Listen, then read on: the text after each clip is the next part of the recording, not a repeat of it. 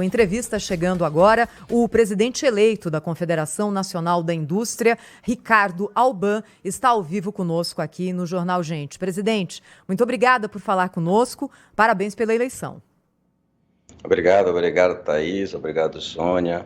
Obrigado, Cláudio. E obrigado, Pedro. Para nós é uma satisfação podermos estar agora trocando as ideias e pensar no amanhã, que é o mais importante.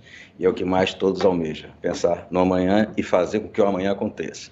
O senhor foi eleito agora, o senhor foi eleito nesse mês de maio e vai assumir a presidência da CNI, enfrentando um quadro muito rico do ponto de vista da discussão econômica, não é, presidente?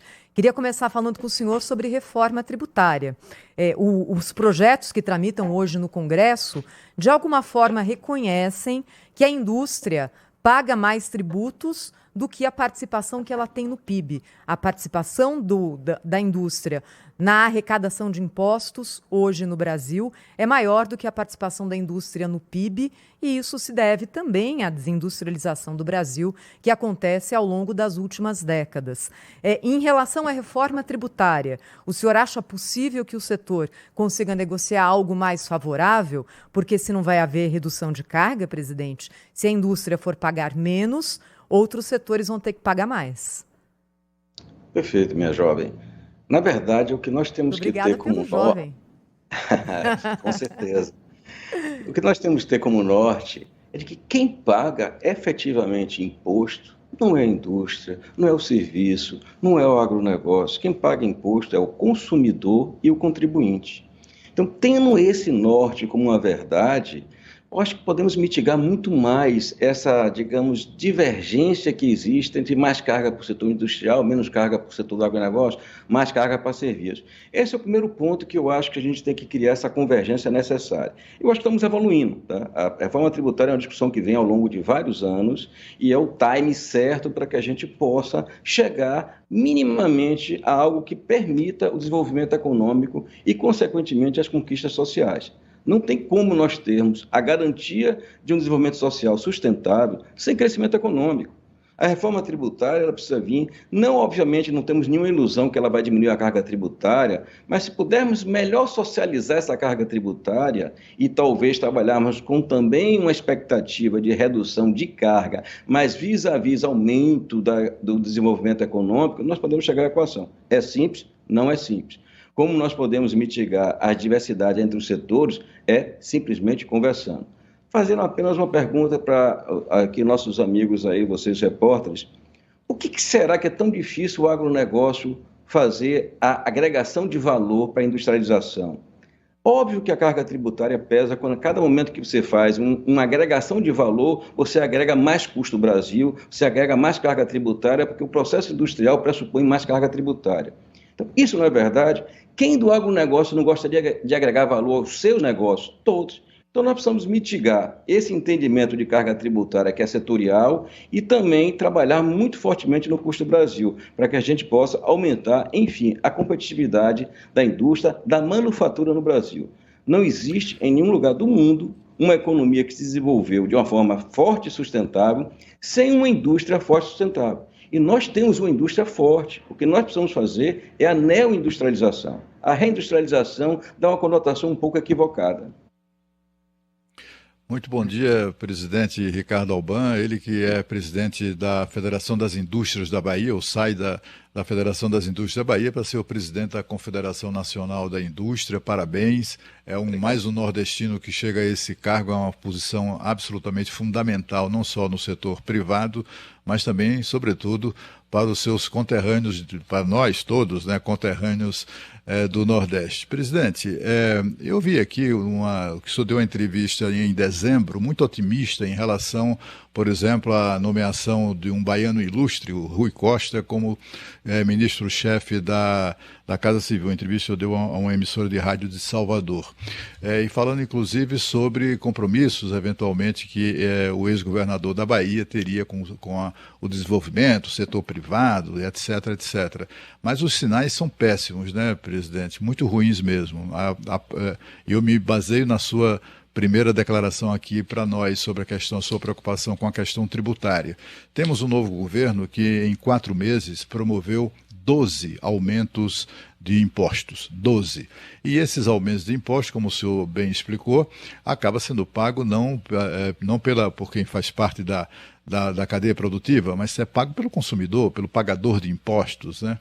E aí eu queria que o senhor falasse sobre isso, né? Sobre que se o senhor mantém expectativas positivas em relação a um governo que tem investido de maneira bastante persistente contra o setor privado, contra o agronegócio, né? Com atitudes de hostilidade e também de aumento de carga tributária. O senhor mantém o otimismo?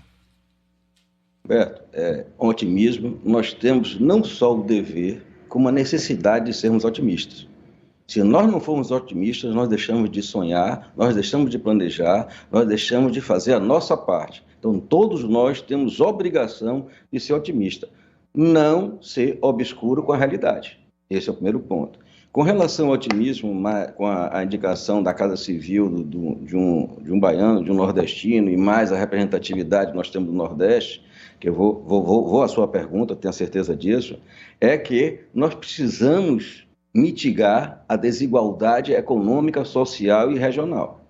E só existe uma forma de mitigar os desiguais, tratando desiguais de forma desigual. Com uma visão de região que é totalmente desigual, a nossa expectativa e o nosso otimismo é que a gente possa enfrentar essa realidade.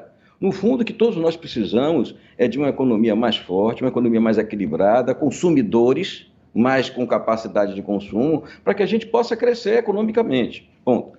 Com relação às dificuldades de aumento da carga tributária, é óbvio que nós estamos no início de governo, é óbvio que nós estamos numa mudança de ideologia e, infelizmente, o nosso país, o nosso Brasil, ainda conjuga muito o nós e eles. Eu não conheço nenhuma nação, nenhum país que se transformou em nação conjugando nós e eles. Vamos ver a história. Vamos ver a história medieval da Europa, vamos ver a história americana desde a Guerra da Recessão. Quando passou a deixar de conjugar nós e eles, e o país se transformou no nós, esses países todos se transformaram numa nação. Fomos mais, independente do regime que existe político, a própria China, que eram várias tribos. No momento que, independente do regime político, nós não estamos aqui fazendo um juízo de valor sobre isso. A China passou a ter uma conjugação de nós, independente de hoje algum regime autoritário ou não, nós passamos a ter um verdadeiro desenvolvimento econômico e social. Então, nós precisamos fazer isso. Ainda estamos fazendo com que o retrovisor seja maior do que o para-brisa. Nós precisamos fazer o inverso. Nós precisamos olhar para frente, nós precisamos evoluir. Eu acho que o Congresso Nacional passa a ter um papel muito importante. Tivemos a oportunidade essa semana de estar na Fiesp, junto com o presidente do Senado, Rodrigo Pacheco, onde ele lá fez declarações também muito pertinentes, onde o Congresso terá e deverá ter um protagonismo muito importante no alinhamento de alguns afãs de buscar soluções mais imediatas. Vai passar agora pelo arcabouço fiscal, tenho certeza que vão ocorrer ajustes necessários. Está o relator baiano Caiado cuidando desse tema. Esperamos que para a semana temos uma solução para que a gente possa mitigar. E tenha certeza que a CNI, não só agora, enquanto o nosso presidente Robson está no comando até outubro e depois nós, vamos estar atentos não apenas para a crítica, não apenas para a oposição, mas tentando ter uma visão do que é melhor para um todo. Não adianta uma visão de curto prazo. Nós temos aqui no Brasil uma necessidade urgente de transformarmos políticas de governo em política de Estado. Só que isso é um processo cultural. Não se muda uma cultura em um governo, em uma geração. É um processo gradativo e emergencial. Mas concordo que existem alguns atropelos, alguns equívocos, e qual é a nossa responsabilidade como líderes setoriais ou empresariais? É chamarmos a atenção, é buscarmos conversar, como que tem acontecido agora com a realidade de juros. Alguém tem dúvida de que os juros é um problema nesse país? Ninguém. Como é que vamos fazer essa discussão? Presidente, Sônia Blota aqui, um prazer conversar com o senhor aqui no Jornal Gente.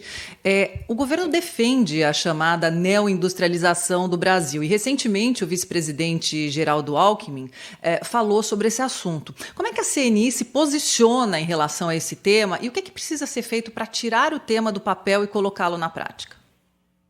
Minha jovem, Sônia, é ótimo o nosso vice-presidente... Também agradeço, minha jovem, presidente. Esse vício eu aprendi com meu pai. Eu acho que é um vício bom, tá certo? Porque a gente sempre tem que pensar positivo, como estava falando. Não, pera. Mas se nós não formos otimistas... E o senhor diz a verdade, presidente? Nós desistimos. Vale a pena insistir.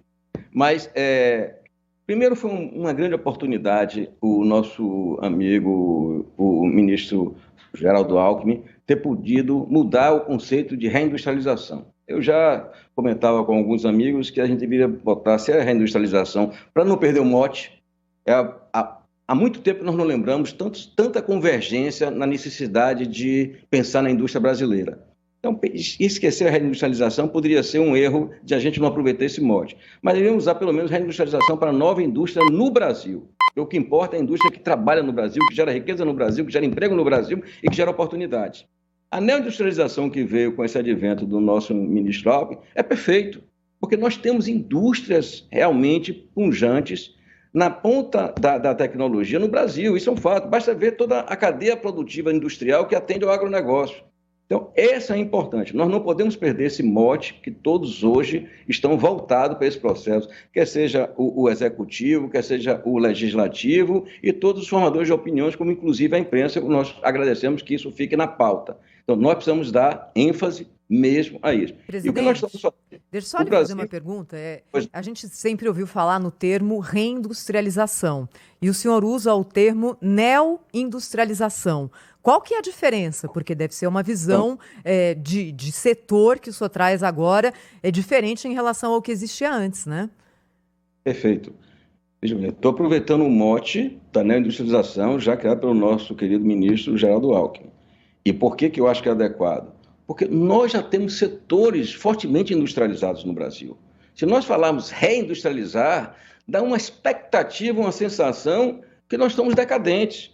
O problema não é esse, o problema é que nós precisamos ter políticas e aproveitar as grandes janelas de oportunidades que, mais uma vez, o mundo está nos dando.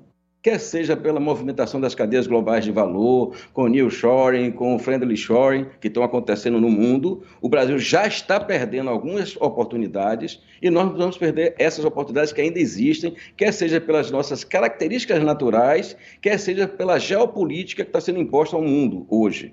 Então, nós precisamos aproveitar isso. E para aproveitar isso, nós temos um atraso muito grande em um ponto crucial para a indústria do mundo, que é inovação, tecnologia, P&D aplicado.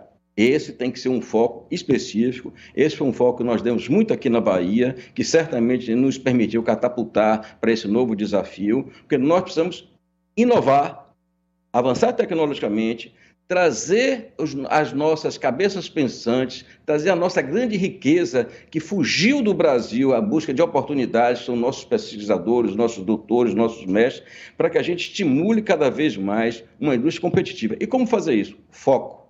Nós precisamos ter foco. Nós não vamos conseguir abraçar o mundo com os braços. Nós precisamos saber onde é que nós temos vantagens competitivas inerentes, onde é que nós precisamos de estrategicamente estar posicionados, como o mundo faz, como os Estados Unidos faz, como a Alemanha está fazendo hoje. Onde é que nós precisamos estar estratégicos e nós não temos vantagem competitiva? Vamos atuar aqui. Vamos buscar incentivar, vamos buscar estimular, não usando essa palavra pejorativa, subsídio, mas procurando realmente mitigar as dificuldades, mitigar as faltas de competitividade. E nós temos vários. A pandemia provou isso na área de saúde, nós temos um setor também aqui muito importante para nós. Todos nós admiramos, respeitamos e queremos continuar assim com o agronegócio. Mas precisamos, primeiro, agregar valor a ele e, segundo, não é estratégico nós termos garantido minimamente uma segurança para o suprimento de fertilizantes. Precisamos encarar esse assunto de frente, isso é estratégico, saúde é estratégico, tantos outros pontos que são estratégicos, aproveitar o nosso potencial de energias renováveis, com a grande oportunidade que o mundo está dando para a transição energética. Nós temos a obrigação de fazer isso. Isso pode ser feito em regiões inóspitas. Isso pode ser feito em regiões que precisam de diminuir suas diferenças regionais. Então, são esses focos. Nós estamos iniciando alguns estudos já, em parceria com o Ministério da Indústria e Comércio, com outras federações, para que a gente possa juntar todo o trabalho que a CNI já fez, já apresentou ao Congresso, já apresentou ao Executivo, para que a gente possa, mais uma vez, ter resultados rápidos. Sabe o que o Brasil precisa, meus jovens? De entregas. Nós carecemos de entregas, nós precisamos de entregas para que os resultados possam repercutir na economia. Presidente. Presidente. Pois não, Cláudio. Presidente, assim, o senhor usou a expressão que é preocupante, né? Quando defende aí subsídio, dizer que subsídio ganhou, digamos, uma conotação pejorativa, porque de fato merece, né? Porque o subsídio, a história do subsídio no Brasil foi trágica para a economia brasileira, como foi trágica para a economia internacional, né? Para a competitividade, para a eficiência e tudo mais.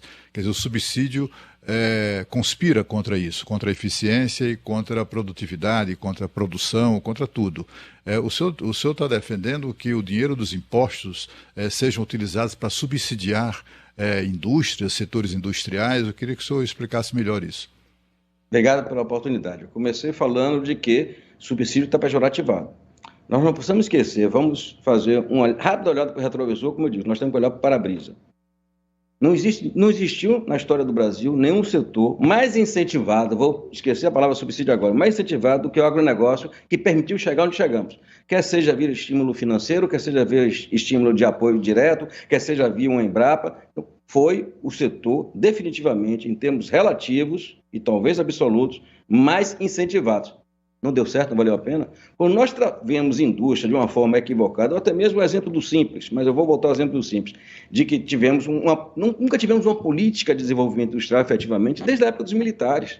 A época dos militares, independente de, mais uma vez, de qualquer regime ditatorial, existiu uma política industrial de médio e longo prazo para esse país. Depois nós não tivemos a oportunidade de enxergar mais esse planejamento de médio e longo prazo. Então, o que eu falo é o seguinte, incentivos onde nós precisamos de competitividade. O que é que está acontecendo na Alemanha ou na Europa de um modo geral? Elas não estão incentivando fortemente. Esqueçamos a palavra subsídio, que ela ficou pejorativada. A implantação de energias renováveis, do hidrogênio verde, o que aconteceu com os Estados Unidos, mesmo em plena pandemia, que lançou um novo plano de desenvolvimento industrial? Em disputa americana entre democratas e republicanos, foi lançado um novo plano de desenvolvimento industrial, mesmo numa disputa eleitoral que lá é polarizada, mas polarizada tendo como um país como nação. Foi também desenvolvido para estimular as pequenas siderúrgicas, estimular o comércio interno, estimular o desenvolvimento industrial interno em setores que eram considerados estratégicos e necessários. A agricultura e o agronegócio no país da Europa, como principalmente França, era altamente estimulada. Então, o que eu falo, esquecendo a palavra subsídio para que a gente nunca perca esse norte, é que nós precisamos estimular onde nós temos vantagens competitivas para ganharmos tempo. Não é o uso dos recursos do contribuinte. O que é mais óbvio? Você estimular setores industriais que todo mundo tem a necessidade, a consciência de entender que precisamos agregar valor, precisamos gerar os empregos de melhor qualidade, precisamos, com isso, puxar o melhor nível da educação e todo o encadeamento que vem do que a indústria propicia para que a gente tenha esse resultado social ou apenas ficar de subsídios para a área social. Qual é o melhor resultado para a área social e o mais sustentável? É fazer a economia crescer ou cada vez mais agregarmos a essa população um número insuportável no futuro, como nós vemos da previdência privada no mundo inteiro, de pessoas que vão depender de apoio social. Então, esse é o conceito. Onde nós precisamos, onde nós podemos e onde nós não podemos perder a oportunidade. Para quê? Para que a entrega seja mais rápida, Humberto. Não é para que essa, digamos assim, visão míope do passado, de subsídio de um modo geral, à base de quem tem mais lobby, de quem tem mais interesses corporativos, etc, etc. Mas é fazer um estudo profundo de onde nós podemos ter melhor resultado efetivo. Isso não é simples? Não é simples. Mas tem que ser feito? Tem que ser feito. Presidente, eu entendo completamente aí a tua visão. Nós estamos conversando com o presidente da CNI, Ricardo Alban, mas me parece que a população não compra muito essa ideia porque já é calejada, né? Sabe que o que vem aí, às vezes, é aumento de imposto para subsidiar uma máquina pública cada vez mais obsoleta, cada vez mais inchada, são altos salários que extrapolam o teto de gastos, que extrapolam aí o teto constitucional e, efetivamente, a gente não vê uma reforma administrativa. Então, esse caminho acaba sendo o caminho possível, lógico e prático, né, de alguma forma compensar esses setores. Mas eu tenho uma pergunta para o senhor que é sobre juros aqui para a gente fechar essa entrevista aqui, porque o nosso tempo corre e a gente poderia ficar falando muito tempo com o senhor aqui, que é uma entrevista prazerosa. Juros, inflação, arcabouço fiscal, o Banco Central está esperando, diz que está esperando a regra do governo aí fiscal para poder baixar os juros, está olhando a inflação lá na frente. Eu imagino qual é a sua resposta sobre juros aqui, mas queria saber se o senhor acha que essa política fiscal ela vai dar o embasamento necessário para a gente começar uma trajetória de queda da taxa básica de juros da economia brasileira. Obrigado, Pedro. Veja bem, a gente pode começar a falar o seguinte: por que realmente nós precisamos ter essa verdadeira política de juros reais tão altos? Por quê? Eu, sinceramente, ainda não encontrei uma resposta convincente. Motivações, argumentos técnicos, nós vamos ter diversas vertentes. Obviamente, quer seja keynesianas, quer seja cartesianas, qualquer vertente, você vai encontrar justificativa para dizer por que mais baixo, por que mais alto, por que juros reais. Definitivamente, nós não temos uma pressão de demanda, que é a tradicional para se justificar juros altos. Nós podemos ter coisas pontuais. Eu também quero crer e não enxergo pressão de inflação inercial. Não enxergo no Brasil hoje. Nós temos preços de commodities caindo, nós temos uma estabilidade ainda de um dólar na faixa de um patamar de $5, que já dá uma equalização da evolução de preços que precisam ser repassados. O dólar hoje pesa em qualquer economia a sua variação, porque quase tudo é indexado como um país, como um commodity como a nossa. Mas o porquê disso? Será que os juros hoje desse país não está, em vez de estar dando um choque numa possível demanda, ou estimulando uma oferta para que ela não faça estoque especulativo, eu acho que os juros desse patamar que está hoje está inibindo a oferta. Então, nós podemos estar dando o famoso tiro pela culatra.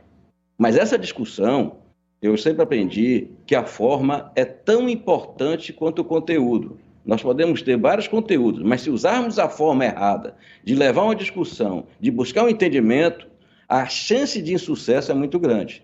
E também tem a famosa frase de Newton: toda ação provoca uma reação em mesma intensidade e sentido contrário. Então, definitivamente, a discussão dos juros não pode ser um embate político como está. Há cerca de 2 semanas, o presidente Rodrigo Pacheco convocou os setores para uma discussão de juros no Senado, com inclusive a presença do Banco Central, membros do setor privado e público. Essa discussão precisa evoluir bastante para que a gente possa discutir, mitigar e sair de certas miopias. Não estou dizendo que não tem racionalidade você manter os juros reais com a cultura inflacionária que nós temos, mas definitivamente o patamar que nós estamos hoje está conspirando contra. Nós não podemos estar estimulando a oferta com esse nível de juros, nós estamos criando gradativamente circunstâncias que podem ser irreversíveis em alguns setores da economia que vão perder definitivamente competitividade. E mais difícil do que você ganhar mercado é você manter mercado. E uma vez perdido, isso é uma realidade. O que acontece com isso? Nós estamos estimulando ainda mais a entrada de produtos manufaturados vindo de fora. O Brasil precisa aumentar sua corrente de comércio internacional? Precisa. Deve, é saudável? É saudável. Mas precisamos ter certeza, minimamente, que as nossas vantagens competitivas e as nossas desvantagens competitivas estão mitigadas, para que a gente faça isso de uma forma mais abrangente. Então, juros, eu acho e tenho convicção de que nós precisamos discutir isso. E não é na próxima reunião, em junho, ter um ponto 0,25, não. Assim como talvez, nós fomos muito agressivos em reduzir até 2 pontos percentuais na crise da pandemia, e eu estou convicto de que certamente nós estamos muito agressivos, muito conservadores, no patamar que está hoje de 13,75. Eu acho que a redução, para que possa compensar esse freio que foi dado na oferta, possa ser mitigado o mais rápido possível com reduções de juros mais significativas ao longo desse segundo semestre. Nós estamos vendo o mundo continuar evoluindo na taxa de juros, mas mesmo essa evolução da taxa de juros do mundo ainda mantém os juros em termos reais comparado com a inflação esperada. A nossa inflação esperada está na faixa de 4,5%, 5%, 6%, estourando. Não faz sentido. Nós estamos realimentando a estrutura de custo das empresas, com isso aumentando o preço dos produtos e gerando mais expectativas que não ajudam a mitigar. E nós temos outras ferramentas para combater, se é possível pensar que o que nós temos é um pseudo preocupação com a demanda ou excesso de liquidez. Existem tantas outras ferramentas da política monetária que podem ser usadas em conjunto. E hoje a dívida interna brasileira está crescendo, ainda não é essa coisa tão preocupante, mas esse crescimento que nós tivemos da dívida interna brasileira em relação ao PIB não seria muito mais contraproducente se ela fosse em função de investimentos públicos? ao invés de assunção do serviço da dívida incorporada à dívida interna? Isso eu também tenho certeza que todos pensam da mesma forma.